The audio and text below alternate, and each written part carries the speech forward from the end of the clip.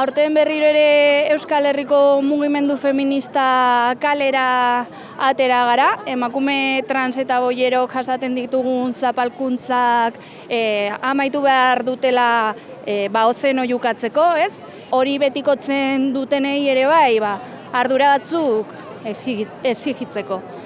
Iaz gure bizitzekin negoziorik ez lelopean atera ginen, zaintza sistema publiko komunitarioa aldarrikatzen, greba feminista orokorretik gentozen, eta bizitza duinen aldarria ekarri genuen erdigunera, ez?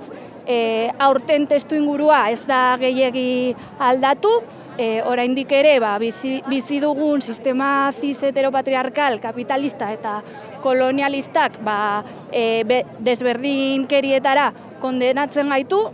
Ikusi dugu nola feminismotik etorri diren interpelazio ezberdinek lorpenez gain erreakzio bat eragin dutela ere, ez?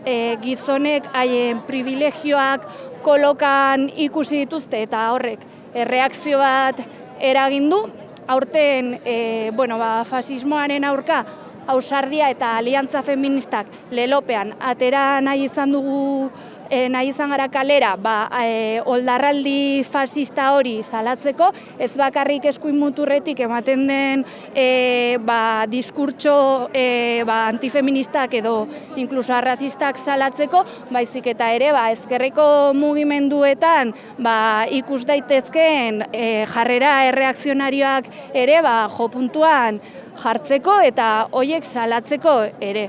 Horrekin batera, mugimendu feministak lanean jarraituko duela aldarrikatu nahi dugu aliantzak josten, ez bakarrik mugimendu feministaren barnean eman daitezkeen aliantza eragileen arteko aliantza horietan, baizik eta ere herri mugimenduaren parte diren eragileekin aliatu bar garela, ulertuta borroka antifasista feminista eta feminismotik eta transfeminismotik egin behar dela, eta horrekin batera ere ekarri nahi izan dugu martxoaren 8-ra ardatz ezberdinak, ez? Emakumeen mundu martxak ere landuko dituenak aurten nazioarteko ekintzan. Alde batetik indarkeria matxistarena, bestetik krisi ekosozialarena eta azkenik migrazio politikena. Euskal Herriko mugimendu feministatik mezu